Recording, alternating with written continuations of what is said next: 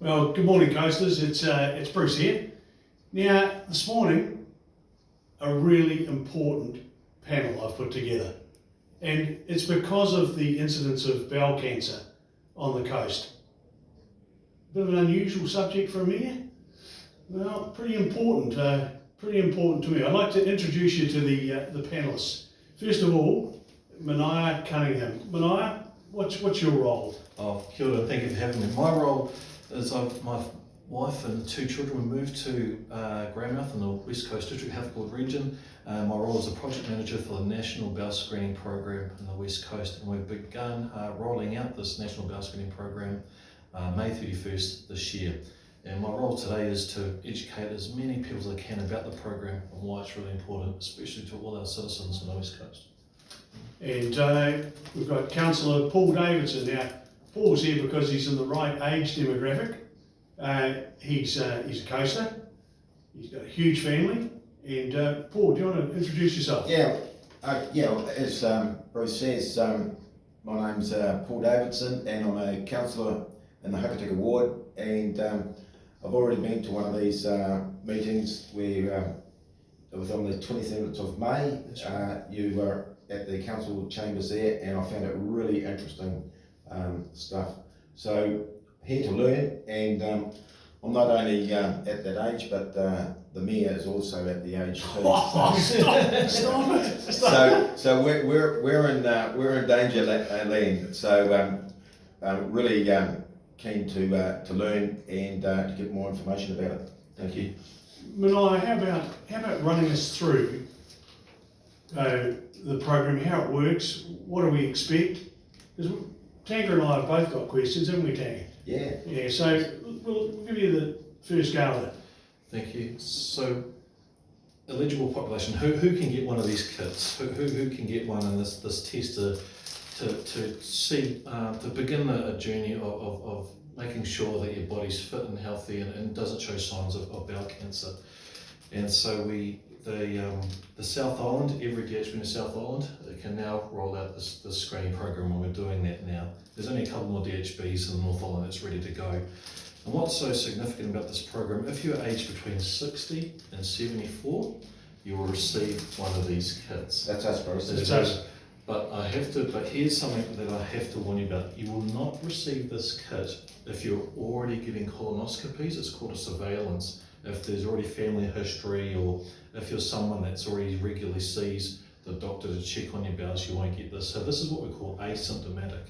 This is for people that think they're fit and healthy. They've never been to the doctor or hospital before to get a colonoscopy. It's for those people that think there's nothing wrong with me, I'm fine, and you're the better person that will receive this kit. Yeah. When you get before you get this actual kit, you'll get a letter. It's a warning letter, and then 2 weeks later you'll get the kit. And if you don't mind now, I'm just going to give you a example. Yeah. So the kit looks like this. I have to warn you both, unfortunately when people receive this, they think, oh, it's advertising, I think it's a bill, and they've been throwing it away. So please tell your constituencies, if you receive this, have a good look, because in this kit is a tool that you need to measure your health. So just one of those risks as well. What I can warn you that they're going to change this. The government has heard, actually, we're going to need to make this better so people do not throw it away. So tell your people to at least get it and open it. Well, does it have a bill in it? No, it doesn't have a bill in it, and I'm glad you phrased that point. It's free. It's totally free. It's totally free. Yeah. So thanks again for raising that. That's good for a start. It is good for a start. So excuse me, well, there's a lot to take in, a lot of information, but this is what you return, your kit, and you return this. And in the West Coast, it has to get back to the lab in Auckland in 8 days. So when you do the kit, we're asking people, can you please do it on a Monday and Tuesday, get it in the post, and we can maybe look into it a bit sooner about why it's so crucial to get this into Auckland as soon as you can. But what I'm trying to get to as fast as I can is this. This is it. This is the test kit. This is what you're looking for. And this goes into this envelope. So, excuse me. That was a throwaway. Goes into the envelope once you've done the kit. Thank you so much. Excuse me. Apologies. Right. With a bowel screening test, we are asking people to take a little sample of their poo. And the sample is very, very small. So you open this, and at the very end you see these little rigid lines. We're asking people when they do a poo, if they can stand up, turn around in the toilet and just take a little sample, just a little sample, no bigger than a matchstick head, then put it back into here. So Mania, you do, from a practical point of view, Yep. what do? You just dump one in and poke the stick into it? You've seen it. Yeah, I understand there was another part of it, and there's some paper that comes with it, and that goes up into the toilet bowl for a start. Right. And then you drop your poo down, and then do the test, and then flush it away. So this is like turd testing, isn't it? You could say that, Bruce. Yeah. Oh, Here we go. I'm going to use that now, turd testing. Yeah. We're the turd testers. It is. It really is. And what significance is? And this is the paper you're That's talking about. correct. Yeah. Yeah. This is your landing pad as we discuss it. You put it into your toilet. You sit it there. You please do a poo. Then you stand up quickly and effectively. Turn around, and then you once again. I just want to show the viewers. Yeah. Grab this. Take a little dip. When I had a big steak last night. I thought I'd help with this morning's program, and I bought one in. Oh jeez, I bought one in. I wondered whether No, that's a.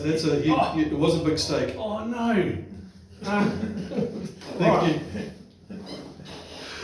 And so you have your landing pad. It's on the toilet. You stand up, turn around, and a little sample. Not more than. Yep. Usually it's a bit stickier than this one, so I'm not too sure. You must have a good diet, but that's it. You just want to take a little sample. If I can just do this briefly, you scrape it, get a little sample, Put it back in. put it back in, and then flush it away. Well, I hope that was helpful. Oh, well, no, it was great. No, good example. Thank you. And what happens then? Yeah. What happens then is also you'll get a little on the pack. You're going to get a sticker. And on the sticker, you just write your name and write the date. And please write the date of when you've done the sample. Write the date when you went to the toilet, done the poo, and you stick that on. Because the team in Auckland, the lab team, they need to see what date you did this, so they know they can test it within 8 days.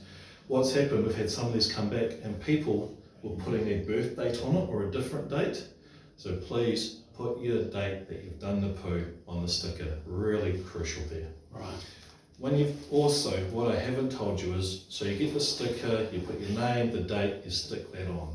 There's also one more piece of information I have to, it's a consent form. And what that means is, you just sign your name on the consent form. So you got this, your consent form, stick it in and post it back. What the consent form's saying is that you agree because you're a participant and you're not a patient, because at the moment you're fine, you're healthy, you're a participant and you're agreeing to do this. And so we're asking people, please participate, please be part of this. It's for you and your family. If I can raise one more point, this is part of your health journey. If you get this and complete it, there's two things that can happen. Number one, you'll get a letter back from the Ministry of Health from it and say, thank you very much for doing this. Your result was negative. You'll do this again in 2 years' time. So every 2 years between the age of 60 and 74, you do this. So please do it. The other thing that can happen, your nurse or your GP in the West Coast will give you a call and they say, hey, we know you've done a bowel test, but we've found that it's a positive test. We have to talk about what that means. It doesn't mean you've got cancer. It doesn't mean that. But what it does mean, because this test is trying to see if we can find blood in your poo, and they find traces of blood, even that very, very small sample, they can tell. But that's when they think, actually, we need to do the extra step, and it's usually the colonoscopy. One of the important things that I got out of it last time when you spoke about it was that it's the second biggest cause of cancer in New Zealand. It is. And if you can get it, soon, then you've got a very good chance of protecting yourself there. So, I'm a strong advocate to, for people to get out and use this. I'm certain as soon as the kit comes, I'll be doing it because it's why wouldn't you? Well, fantastic. Mania, how prevalent is how prevalent is bowel cancer in New Zealand or even on the coast? Is it? It's more than what we expect. Yeah, we do have a lot of coasters, a lot of New Zealanders. You're absolutely right. Yeah. You know, smoking lung cancer is number one. Number two is bowel cancer. Yeah. 3,000 people in New Zealand a year are diagnosed with bowel cancer. Wow. 1,300 a year die. And but with bowel cancer, it's the effects it has on you and your health, and the effects it has on your family. So you've said if we can get it early, do it now. Yeah. You can save you and your family a nightmare in the future if we can capture it early. So Tinker, are you registered at the medical centre? Yeah, Because I am. it sounds like you've got to be. Yeah. Yes. To get, otherwise you could miss out. You know, if you're not registered, then you know you could go through the net. He's absolutely right. So Mania, is it if you haven't been to the doctor for say 3 years, are you off the list? Correct. How do you get back on the list?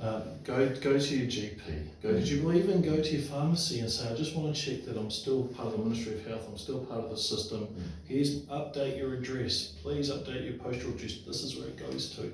Yeah, even if you have been, even if it was about 6 months or a year ago, why not? Go double check that all your contact details are up to date and accurate, so you can receive this test. So how does it?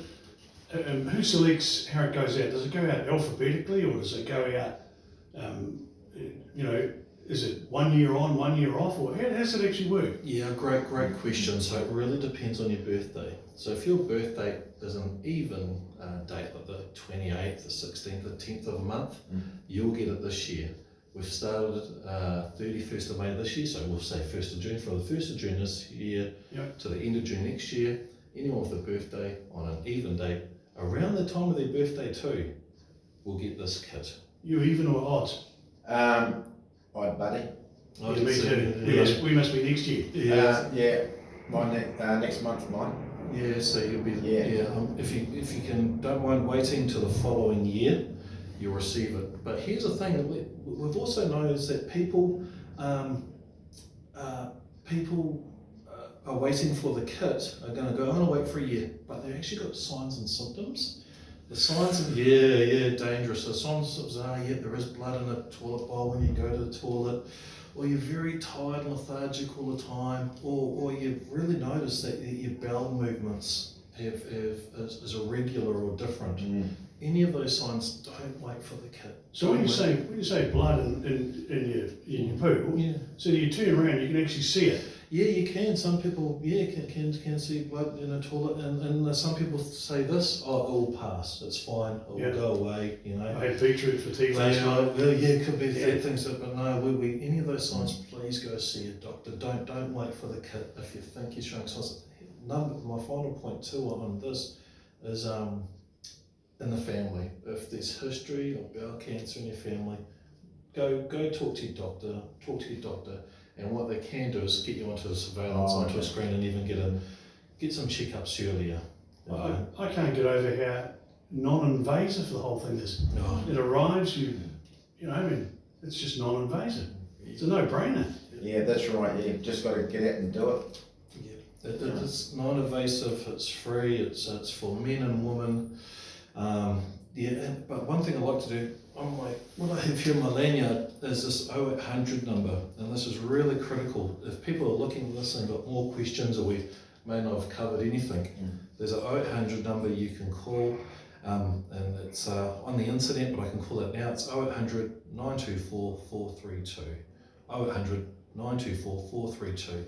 When you call that number, you've got 12 people in Wellington sitting by the phones who are ready and waiting to talk to any citizen in the West Coast about this program to see if they're eligible, any questions they might have. That's a great service. What are there any other symptoms that would get someone to go to the doctor?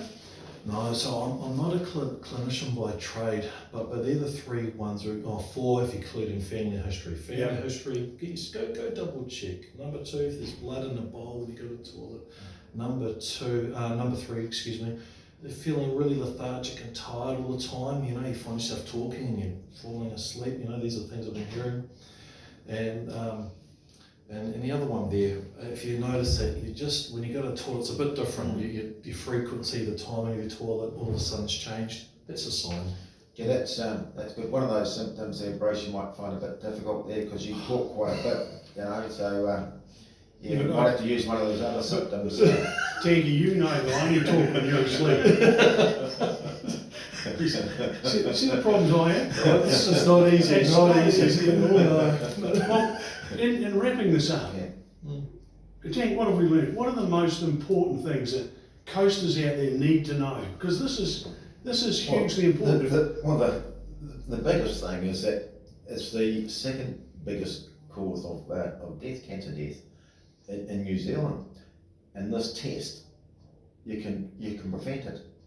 You know, like it's just, as you said, it's a no-brainer.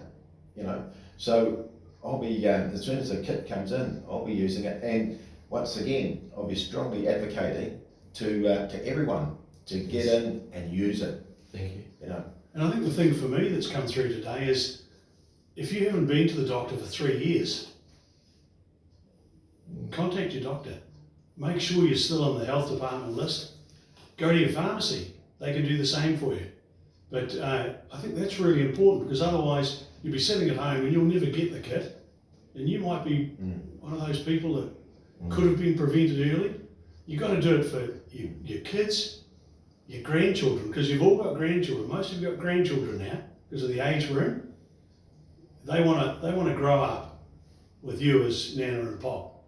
It's really important. Don't you reckon, Tank? Oh, absolutely. You've got great grandchildren, haven't you? Oh, settle down. Gee, save your lies till later on when you really need them. But in all seriousness, that's you know, I'd just like to sort of, you know, thank the both of you guys. Thank you. You know, for Bruce for getting it off the ground, for you to come down and do another presentation. Really good stuff. So well done. Thanks, Tanker. And Mania, I think the DHB's very lucky to have you. Thank you. Because you're getting the word out, and it's a word that could save our lives, and that's just so important. So there we go, coasters. A really interesting discussion this morning. Think about it, and we'll catch you later.